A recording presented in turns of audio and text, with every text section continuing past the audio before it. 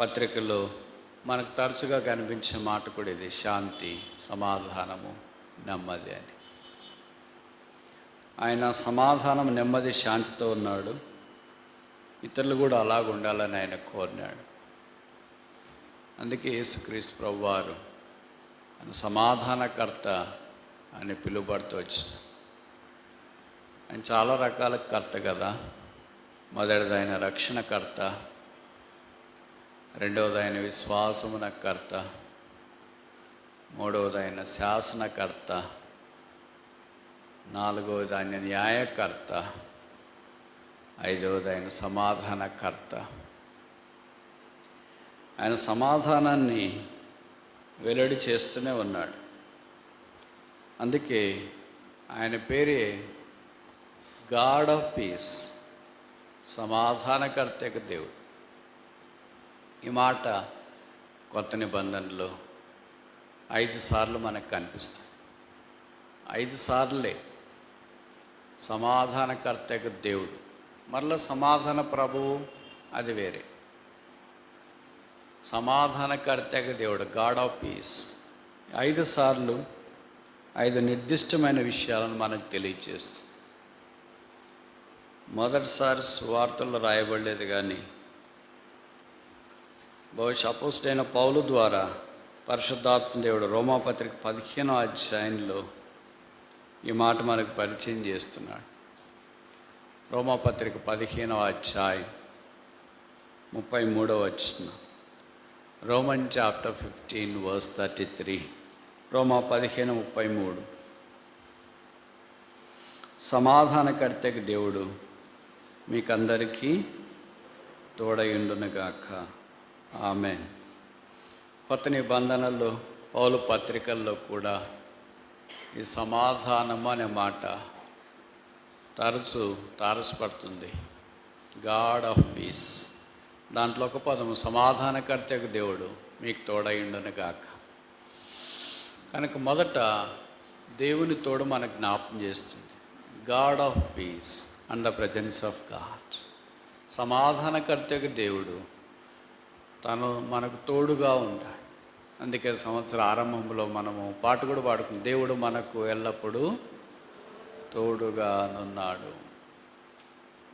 అందుకే కొత్త నిబంధన తెరిచిన వెంటనే మొదటి పుస్తకం మత్తయి సువార్త 1వ అధ్యాయం 1వ పేజీలోనే ఆయన రక్షకుడని 21వ వచనంలో చెప్పబడింది.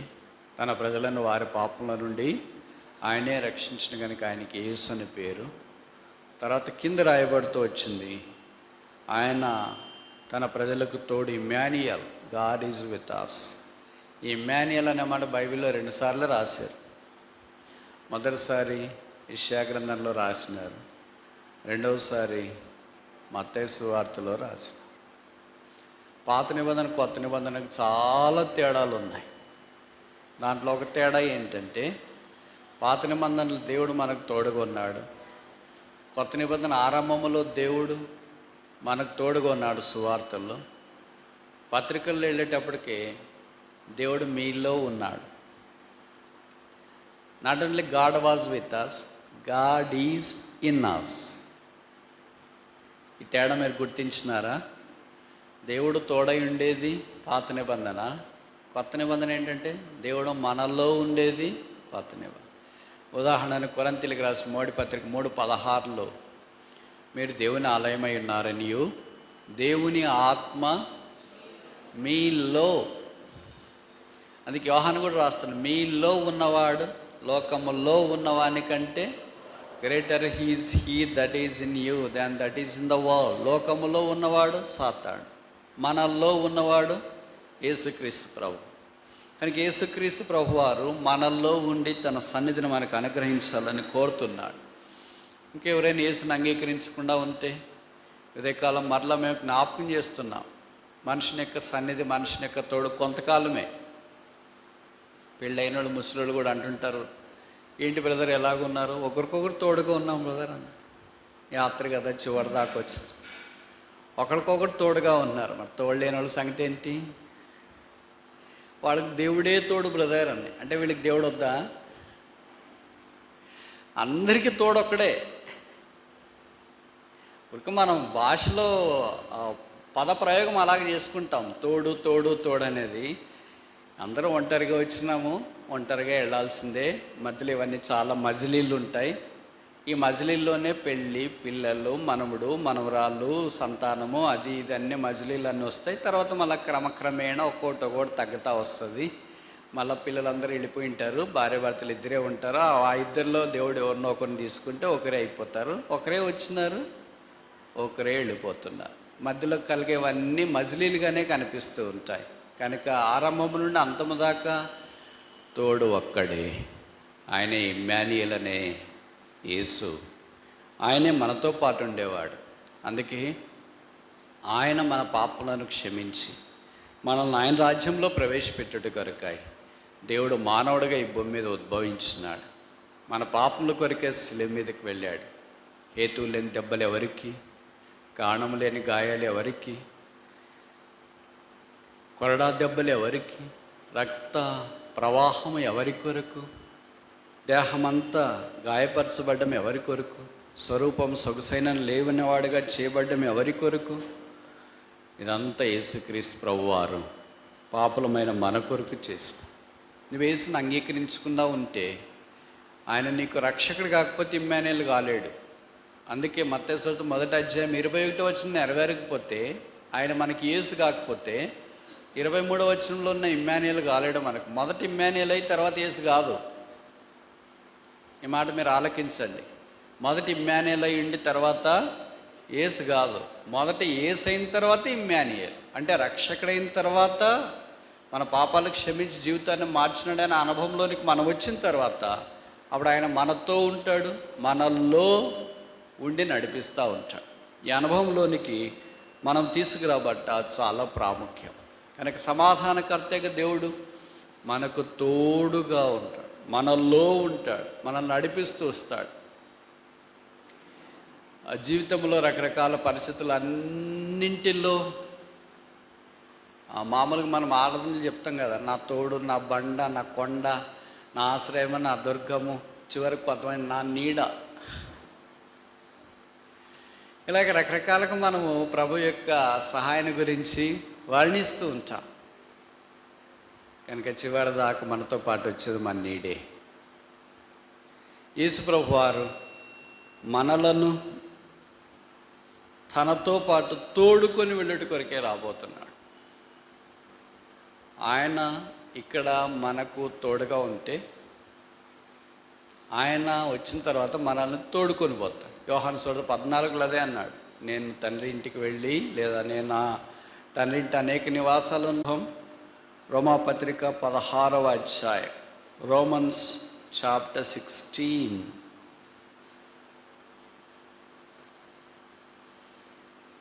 verse 20, 20వ వచనం. రోమా 16:20. సమాధానకర్తగా దేవుడు సాతానును మీ కాళ్ళ క్రింద శీఘ్రముగా చితక ద్రొక్కించును. ఇది ఈ సంవత్సరం మనకి ఇవ్వడం మొట్ట వరుసలో 1. సమాధానకర్తకు దేవుడికి ఎంత శక్తి ఉంది? సాతానును కాళ్ళ క్రింద శీఘ్రముగా తొక్కించును వేరే, చితక తొక్కించును వేరే. ఆ సమాధానకర్తగా దేవుడు సాతానును ఆయన కాళ్ళ కింద తొక్కిస్తే అదే పెద్ద తేడా ఏం కాదు. ఇక రాయబడింది ఎవరి కాళ్ళంట? మీ కాళ్ళు. నిజమేనా ఇది? సాతాను ఎక్కడున్నాడు ఇప్పుడు? ఎక్కడున్నాడు?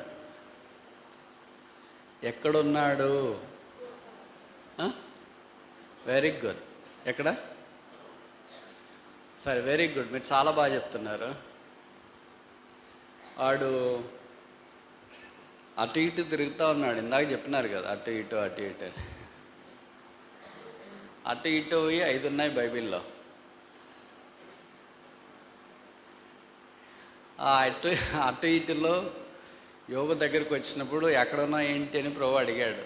ఎక్కడికి వెళ్ళారు బ్రదర్, కనిపించట్లేదు అంటే అటు ఇటు తిరుగుతున్నారండి. ఇక్కడ సాతానుడు అటు ఇటు తిరగకుండా కాళ్ళ కింద పెట్టేశాడు. దేవుని ప్రజలు యేసు ప్రభువు యందు విశ్వాసం ఉంచిన కాళ్ళ కింద సాతాను. కాళ్ళ కింద ఉన్నాడంటే అర్థమేంటి?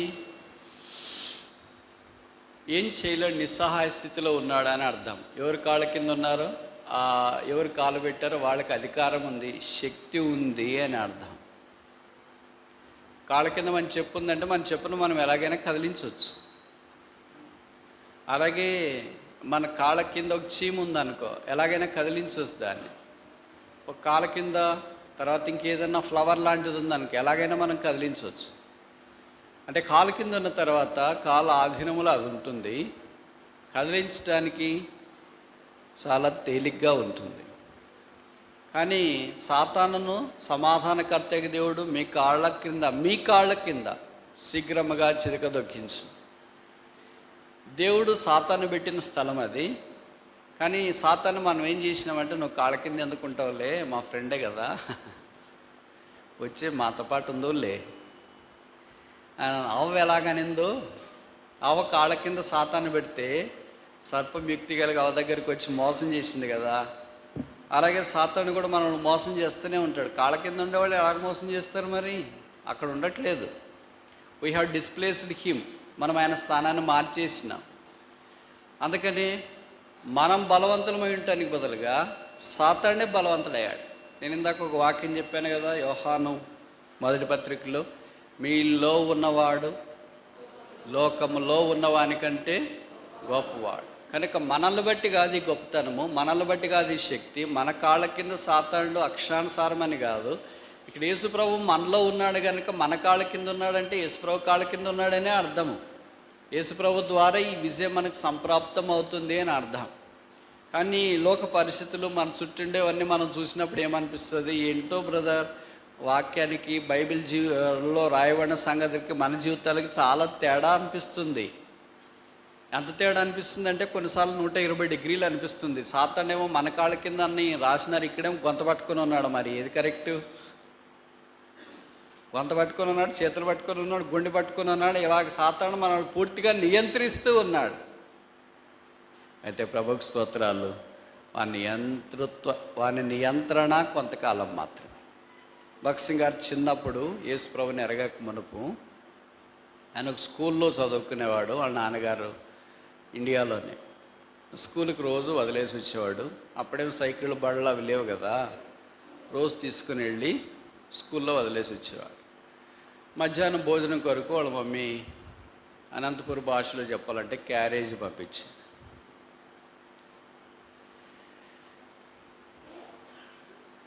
అలాగే రోజు భగత్ సింగ్ గారు ఆ స్కూల్లోకి వెళ్ళి క్యారేజ్ తిని వచ్చేవాడు. ఒకరోజు ఇంటి నుండి స్కూల్కి వెళ్ళే దారిలో ఎవరో పోకరి పిల్లోడు ఏం చేసినాడంటే, కొద్దిగా బాగా హైట్ వెయిట్ అంతా ఉండి భగత్ సింగ్ గారు క్యారియర్ తీసుకెళ్తా ఉంటే ఆ క్యారియర్ లాక్కొని తినేసాడు. భగత్ సింగ్ గారికి మధ్యాహ్నం భోజనం లేదు, ఇంటికి వెళ్ళాడు. వాళ్ళ అమ్మ గుర్తుపడుతుంది కదా, తల్లి చూసేదే కడుపు. కనుక ఏంటి ఇలాగున్నావు అని అంటే మామూలుగా మౌనంగా ఉండిపోయాడు. ఏంటి మౌనంగా ఉన్నావు అని అంటే, మధ్యాహ్నం భోంచేయలేదు. ఏమైంది నీ క్యారియర్? సాధారణంగా తల్లికి కలిగే ఆందోళన అదే కదా. నా బాక్స్ నా అలా కాదు, అసలు మా వాళ్ళే కాదు, బయట దారెమ్మడి పోతుంటే ఒకటి బెదిరించి నా లంచ్ బాక్స్ తీసుకున్నాడు. నిజమా? అట్లాంటి వాళ్ళు కూడా ఉన్నారా? ఉంటారు, మరి వాళ్ళు దారెమ్మడే ఉంటారు. అందుకే ఒక మనుషుడు ఎరుకో మార్గంలో పోతుంటే దారి దగ్గర దొంగలు ఉన్నారంట. వారిని కొల ప్రాణముతో పడేదాకా కొట్టి దోచుకోవటానికి ప్రయత్నం చేసి, అప్పుడు భగత్ సింగ్ గారు వాళ్ళ తల్లి చెప్పిందంటే ఎవరికి? ఆమె భర్తకి, అంటే భగత్ సింగ్ గారి నాన్నగారికి. ఇంకా సాధారణంగా సిస్టర్స్ వేదం కదా ఇంట్లో బయట కూడా, వాళ్ళు ఏం చెప్తే అదే కదా. ఆమె స్కూల్కి వెళ్ళకముందు, ఈరోజు నువ్వు ఒక్కడే వెళ్ళొద్దు, నేను ఆయన కూడా పంపిస్తాను. నాన్నకి చాలా పనులు ఉంటాయి, వ్యాపారం ఉంటుందా? నేను చెప్పిన తర్వాత ఆయనకి వ్యాపారము అది ఇది అనేది ఏం లేదు అని కొడుకు దగ్గర ఉండి చెప్పిందంటే, ఈరోజు బాబాను స్కూల్లో నువ్వు వదిలేసిరా. ఏమి వెళ్ళలేడా? ఒకడే వెళ్తాడు, కానీ ఈరోజు నువ్వు పోయిరా. కారణమేమో చెప్పొచ్చు కదా, అంత చెప్పము. వెళ్ళిరా అని చెప్పేటప్పటికి ఆయనకి భయం వేసింది. అమ్మ చేస్తే ఒక ప్రాబ్లం, చేయకపోతే ఒక ప్రాబ్లం, కనుక చేసి తిట్టించుకునేది మేలు, చేయకుండా తిట్టించుకునే దానికంటే అని అనుకున్నాడేమో. సరే వెళ్తానులే అని స్కూల్కి ఆయన వదిలేయటానికి వెళ్ళాడు. తిరిగి వచ్చేటప్పుడు ఆయన నువ్వే తీసుకురావాలని వెళ్ళేటప్పుడు చెప్పింది. పోతూ ఉంటే భక్సింగ్ గారు నాన్నకి భక్సింగ్ గారు చెప్పాడు, ఎందుకు నాన్న మీ మమ్మీ బొమ్మ అనింది అని. కారణం తెలుసుకోవాలంటే అడగాలి కదా, కొడుకునో కూతురుని అడిగితేనే తెలుస్తుంది.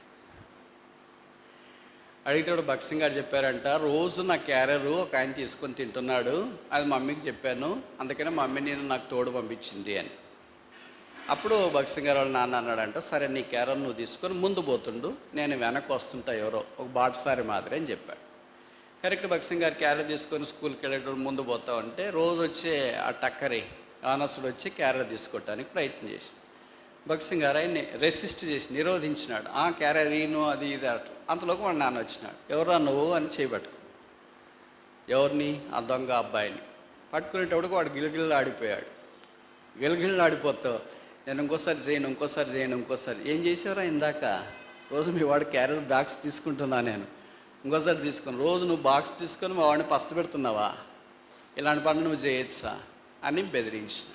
ఆ తర్వాత కథ కట్ చేస్తే భక్సింగ్ గారు తన పుస్తకంలో ఇది రాస్తూ ఈ వాక్యం రిలేట్ చేసినాడు, మీలో ఉన్నవాడు లోకంలో ఉన్నవానికంటే గొప్పవాడు. అంటే భక్సింగ్ గారితో ఎవరున్నారో వాళ్ళ నాన్నగారు ఉన్నారు, అక్కడ లోకంలో లేదా తన మీద దాడి చేసేది ఎవరున్నారు? ఎవరో ఒక దొంగలాంటి వ్యక్తి ఉన్నాడు. కనుక మా నాన్నగారు వచ్చినారు కనుక ఆ దొంగ చిత్తైపోయాడు, ఓడిపోయాడు, పారిపోయాడు. అట్లా మనలోనికి పరలోకపు తండ్రి యేసుప్రభువు వారు వచ్చినప్పుడు ఈ దొంగ అయిన సాతాను కూడా చిత్తై ఓడిపోతాడు. అదే ఆయన పుస్తకంలో రాసిన సంగతి. అది మనం కూడా ఇప్పుడు అనువర్తించుకుంటే మన యాత్రలో మనం సాగిపోతున్నాం పరలోకం వైపు, యేసు పరిపూర్ణత వైపు సాగిపోతున్నప్పుడు ఈ లోకంలో రకరకాల పరిస్థితులన్నింటిలో సాతాను మనం దోచుకోవటానికి ప్రయత్నం చేస్తుంటాడు. మన సంతోషం దోచుకుంటాడు. డబ్బులు దోచుకుంటే పర్లేదు, కానీ దాని కొరకు రాడే. ఎప్పుడు మన సంతోషం దోచుకుంటాడు, మన సమాధానం దోచుకుంటాడు, మన నెమ్మది దోచుకుంటాడు, మన క్షేమము దోచుకుంటాడు. మనకు ఆత్మ సంబంధమైన లక్షణాలన్నీ వాడు దోచుకొని మనల్ని బికార్లుగా చేస్తాడు, దివాళా తీసేవారిగా ఆత్మీయంగా చేస్తాడు.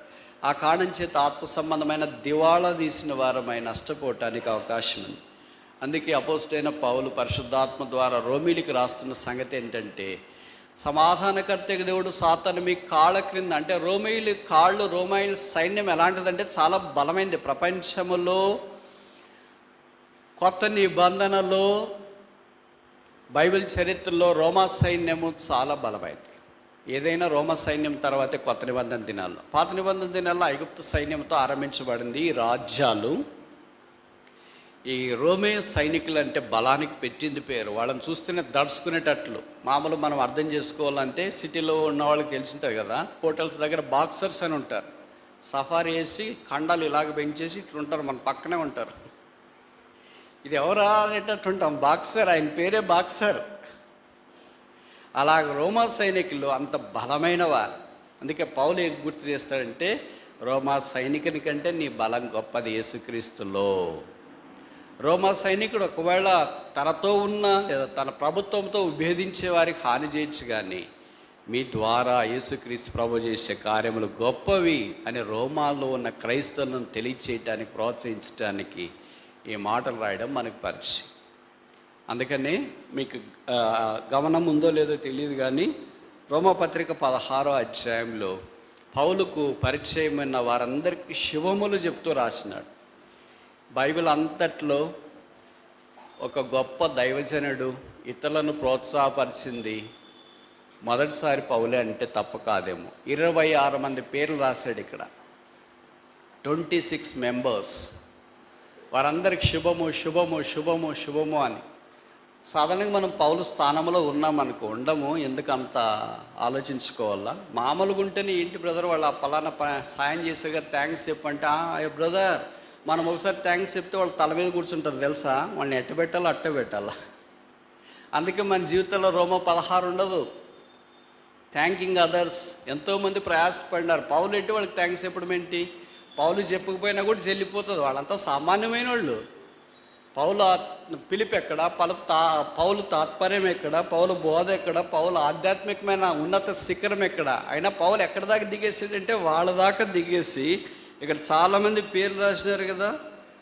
ముఖ్యంగా ఎవరి పేర్లు రాసినారంటే మీకు గుర్తుందో లేదో, ఈ శుభవచనాలు రాసేటప్పుడు మొదట సిస్టర్స్ పేర్లే రాసినాడు. 16వ అధ్యాయం రోమపత్రిక, కెంక్రేలో ఉన్న సంఘ పరిచారకురాలగు ఫీబే అను మన సహోదరి, ఇట్లా రాసినామనుకో మనము ఇంకా దాన్ని భ్రష్టు పట్టించి గబ్బు లేపేసి రెడీగా ఉంటారు కొంతమంది దీటి కొరకు. అయితే ప్రభుకు స్తోత్రాలు. అలాగూ ఫీబే సిస్టర్తో రాసి కొంతమంది సిస్టర్స్ పేర్లు రాసినారు.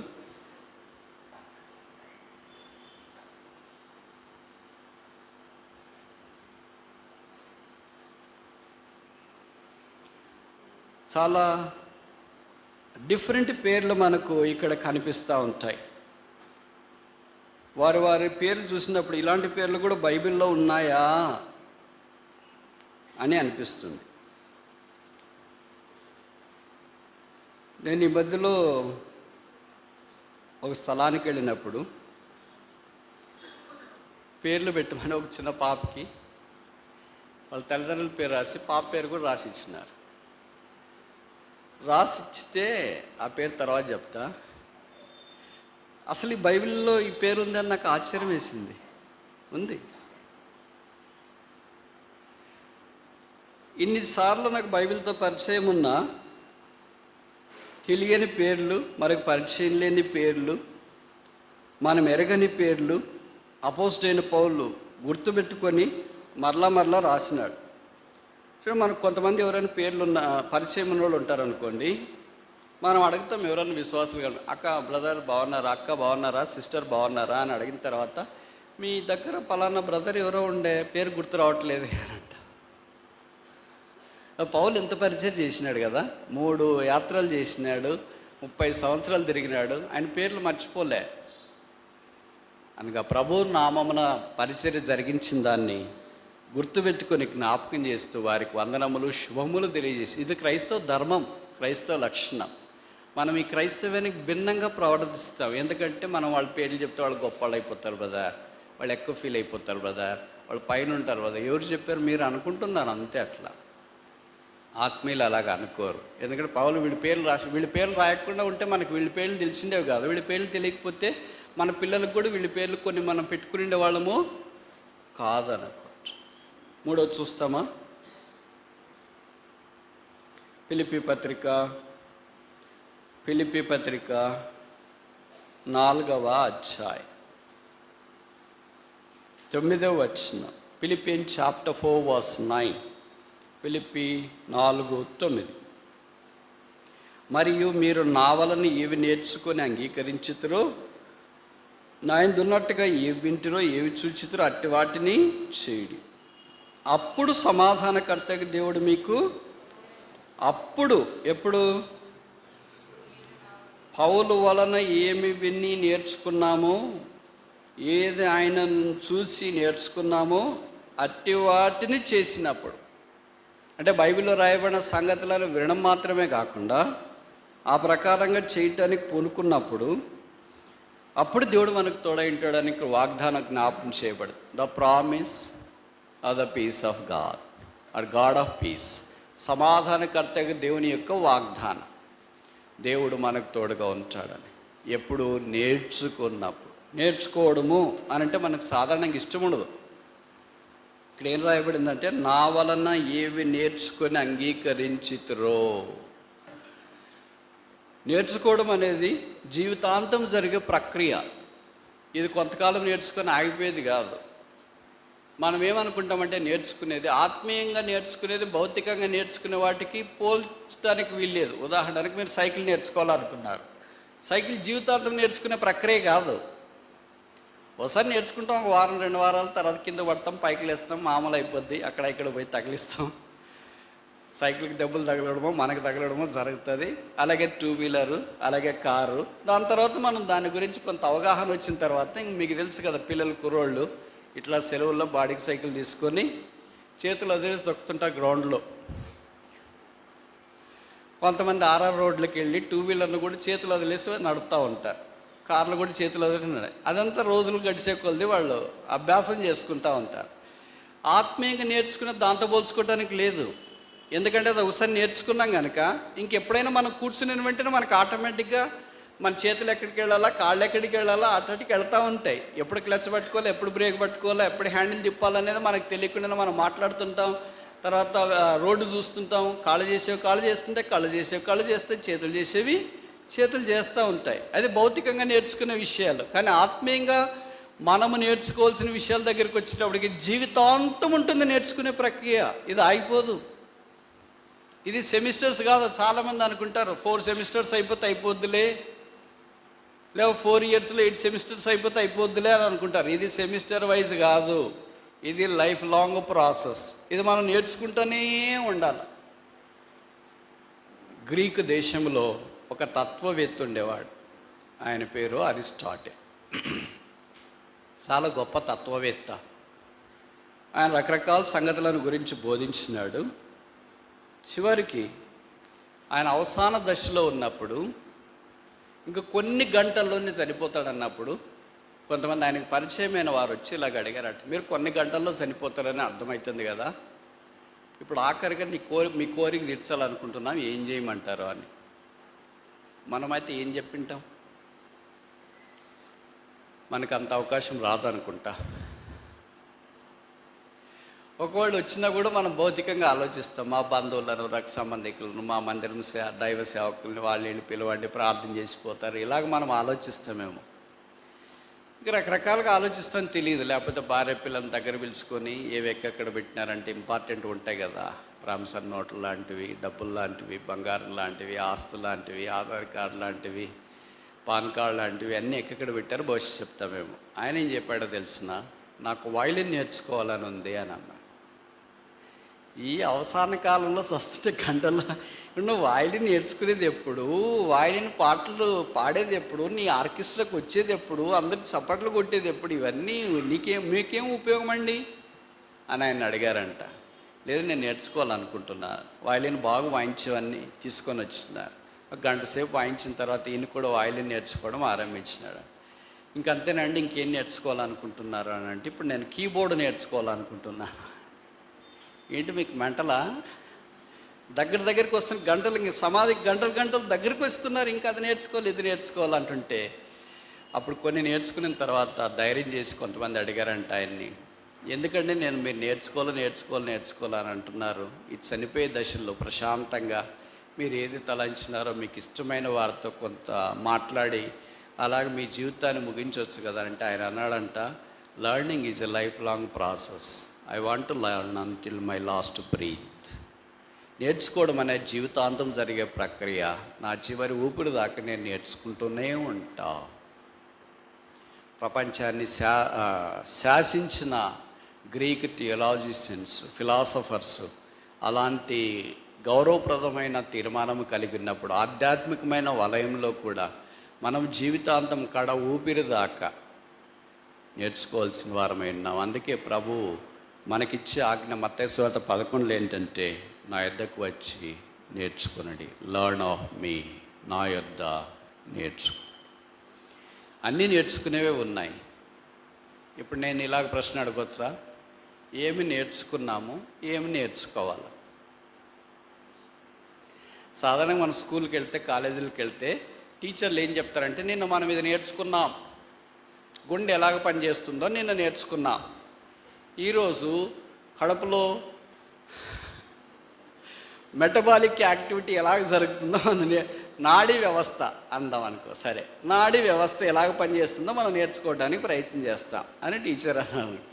లేకపోతే నిన్నే గుండె నేర్చుకొని ఈరోజు కూడా గుండె, రేపు గుండె, సిలబస్ ఉండేదాకా గుండె చెప్తే గుండె ఒకటి రాదు కదా పరీక్షలో, వచ్చినా కూడా తక్కువ మార్కులే కదా. మిగతా నాడీ వ్యవస్థ ఏంటి, మెటబాలిక్ యాక్టివిటీ ఏంటి, తర్వాత మిగతా వ్యవస్థలన్నీ ఉన్నాయి కదా, అవన్నీ నేర్చుకోవాలి కదా బయాలజీకి వస్తే. అలాగే ఫిజిక్స్కి వస్తే ఈరోజు చెప్పినాడు, నిన్న మనము వెలుతురుల గురించి నేర్చుకున్నాం, ఈరోజు కూడా వెలుతురు గురించి నేర్చుకుందాం, ఈ సెమిస్టర్ అంతా వెలుతురు గురించి నేర్చుకుందాం అంటే మిగతావన్నీ ఎప్పుడు? ఓన్లీ లైట్ ఒకటే కాదు కదా, మ్యాగ్నెటిజం ఉంది, ఎలక్ట్రోమ్యాగ్నెటిజం ఉంది, ఎక్స్రేస్ ఉన్నాయి, ఇవన్నీ చాలా ఉన్నాయి. అవన్నీ ఎప్పుడు నేర్చుకోవాలి సార్? కనుక భౌతికమైన సబ్జెక్టులే ఇన్ని ఉంటే ఆధ్యాత్మికమైన సబ్జెక్ట్ ఈ బైబిల్లో కూడా ఎన్నో ఉంటాయి. ఇప్పుడు ప్రశ్న ఏంటంటే, మనం ఏమి నేర్చుకున్నాం, ఏమి నేర్చుకోవాలి? మీరు చెప్తారా, నేను చెప్పాలా? నేనే చెప్తా. మనం ఏమి నేర్చుకోలేదు నిన్న, ఇంకా నేర్చుకోవాల్సిందే జీవితాంతం ఉంది. టీచర్ చెప్పినట్టు క్లాస్లో మనం చెప్తానికి లేదు, నిన్న ఇది నేర్చుకున్నాం, పోయిన వారం అది నేర్చుకున్నాం, పోయిన సెమిస్టర్లో ఇది నేర్చుకున్నాం, ఫస్ట్ ఇయర్లో ఇది నేర్చుకున్నాం, గ్రాడ్యుయేషన్లో ఇది నేర్చుకున్నాం, అలాగే చెప్పడానికి మనకేం వీల్లేదు. ఎందుకంటే ఇది నేర్చుకునేదే, విధేయత నేర్చుకునేదే, తగ్గింపు నేర్చుకునేదే, ప్రేమ నేర్చుకునేదే. ఇది ఒక రోజుకి రాదు, ఒక రోజుకి విధేయత రాదు, ఒక రోజుకి తగ్గింపు రాదు, ఒక రోజుకి దీర్ఘశాంతం రాదు, ఒక రోజుకి ఏ దైవికమైన లక్షణం కూడా ఒకే రోజే మనకు అభ్యాసము కాదు. కనుక మనం నేర్చుకునే ప్రక్రియ ముఖ్యంగా తగ్గింపు. ఒకసారి మనం తగ్గింపు నేర్చుకున్నామని అనుకోవడము హాస్యాస్పదం అనుకుంటా. ఈరోజు తగ్గించుకున్నట్లే ఉంటాం, మరలా హెచ్చించుకోవడానికి మనం ప్రయత్నం చేస్తూనే ఉంటాం. పరిస్థితి వచ్చినప్పుడు చాలా తగ్గింపులో ఉంటాం. డిఎల్ మూడి అనే ఒక భక్తుడు ఇలాగ దేవుని సన్నిధిలో ప్రార్థన చేసేవాడంట. నాకు తెలిసి మనం ఎవరు అలాగ చేయమనుకుంటా, నేను పొరపాటును కూడా చేయను. ఏమని ప్రార్థన చేసేవాడో తెలుసా? Lord, teach me how to be humble, and let I may not know how humble I am. ప్రభువా, నేను దీనంగా ఉండేది నాకు నేర్పించు, కానీ నేను దీనంగా ఉన్నాను అని నాకు తెలియకుండా సహాయం చేయి. How deep is this prayer? మనం ఒకవేళ కొన్నిసార్లు చేస్తామేమో, ప్రభా నాకు ఎక్కువ కోపం వస్తుంది, ఎక్కువ షార్ట్ టెంపర్ ఉంది, ఎక్కువ బాధ ఉంది, ఇవన్నీ తీసేం చేస్తామేమో, కానీ నాకు కూడా దీనత్వం దయచేయి. అయితే దీనత్వం నాలో ఉందని ఎవరికి తెలియకూడదు, ముఖ్యంగా నాకు తెలియకూడదు. అది I may not know that I am humble. అది యేసు ప్రభు యొక్క లక్ష్యం. ఆయన దీనుడిగా మనకు తగ్గించుకొని వచ్చినాడు. ఇంక ఇలాగ దైవ లక్షణాలు ఎన్నెన్ని అవుతాయి, ఎన్ని రోజులని నేర్చుకోవాలా? దీనత్వము, క్షమాపణ, నెమ్మది, సంతోషము, దీర్ఘశాంతము, దయాళత్వము, జీవితాంతం నేర్చుకున్న ఒక్కొక్క లక్షణములో మనకి ఒక్కొక్క కణమో అణవో పరమాణువో మాత్రమే మనం నేర్చుకొని ఉంటాం అనుకుంటా. ఇంకా నేర్చుకోవాల్సింది చాలా ఉంది. 4 చూస్తామా? తెస్సలోనికైలకు రాసిన మొదటి పత్రిక 5వ అధ్యాయం 23వ వచనం. 1 Thessalonians chapter 5 verse 23. ఇది కూడా మనకి ఈ సంవత్సరం ఇవ్వబడిన మొట్టవాస్.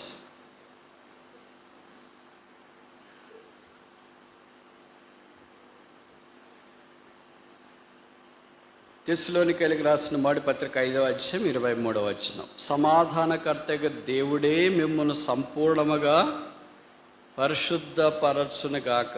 ఎందుకు పరిశుద్ధపరచాలో కింద రాశాడు. ఆత్మ, జీవము, శరీరము ఆయన రాకడ కొరకు నిందారహితముగా నిలబడి సంపూర్ణులుగా మనం ఆయన దగ్గర ఉండాలి. Purity is to make us perfect. God wants every church to be pure so that the church may be perfect. God wants every believer to be pure so that he may be perfect or she may be perfect. God wants every Christian family to be pure so that it may be perfect before God. దేవుని ఎదుట మనం పవిత్రులుగా చేయబడడం ద్వారా ఆయన సంపూర్ణతలోనికి వస్తాం. ప్రభు అన్నాడు కదా, be holy as I am holy. నేను పరిశుద్ధులై ఉన్న ప్రకారం మీరు పరిశుద్ధులై ఉండు. ఎందుకు మనం పరిశుద్ధం కావాలా? అక్కడే యేసు ప్రభు అంటూ వచ్చినాడు, be perfect as I am perfect. నేను పరిశుద్ధులై ఉన్న ప్రకారం, నేను సంపూర్ణై ఉన్న ప్రకారము మీరును సంపూర్ణలై ఉండండి. Without Christ we are incomplete, with Christ we are complete. క్రీస్తుకి వెలుపట మనం అసంపూర్ణముగా ఉన్నాము, క్రీస్తులో మనము సంపూర్ణలము. కనుక క్రీస్తు ద్వారా సమాధానకర్తకు దేవుడే మనల్ని పరిశుద్ధపరిచి ఆయన కొరకు పాత్రలుగా సిద్ధపరచాలని దేవుని యొక్క ఉద్దేశం. యేసుక్రీస్తు రాకడ యందు నిందారహితంగా, బ్లేమ్లెస్. సాతాను మన మీద ఎప్పుడు నింద మోపుతుంటాడు. The hallmark character of a devil Lucifer is accusation. సాతాను యొక్క విశిష్టమైన చెడ్డ లక్షణం ఏంటంటే నేరారోపణ చేయుట. మనకు కూడా అలాంటి అక్యూజేషన్, నేరారోపణ చేసేది మనం స్టార్ట్ చేస్తే ఏమని అర్థం ఏంటంటే సాతాను యొక్క లక్షణము మనలో కూడా తాండవమాడుతుంది అని అర్థం.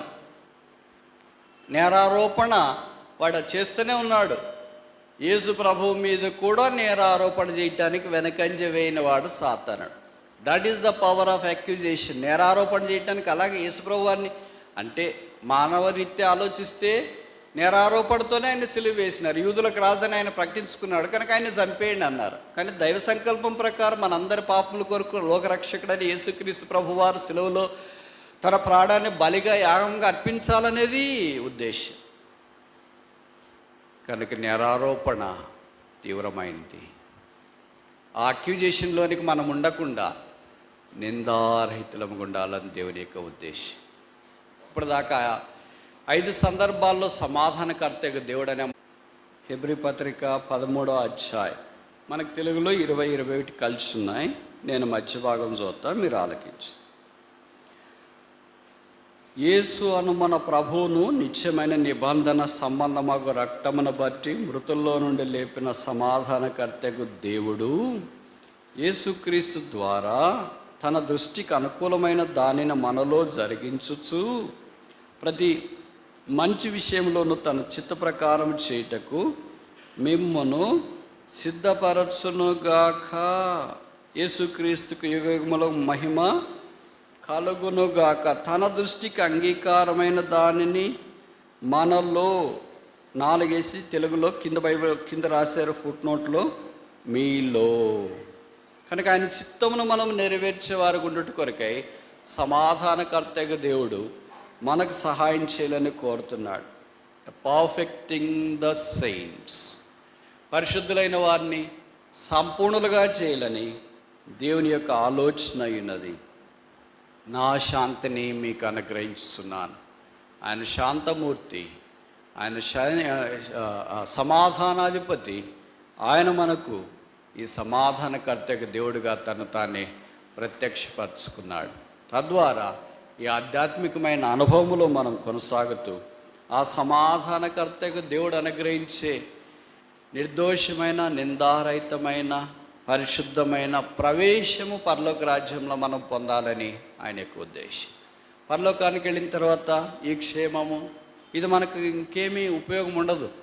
కనుక ఆయన మనల్ని ఇక్కడే పవిత్రులుగా చేస్తాడు. ఇక్కడ మనం పవిత్రులుగా అయిన తర్వాత పరలోక రాజ్యంలో ప్రవేశిస్తే అంతా అక్కడ పరిశుద్ధం పరిశుద్ధం పరిశుద్ధం, అంతా పరిశుద్ధమే. అపరిశుద్ధమైనది ఏది లేదు. నిర్దోషమైన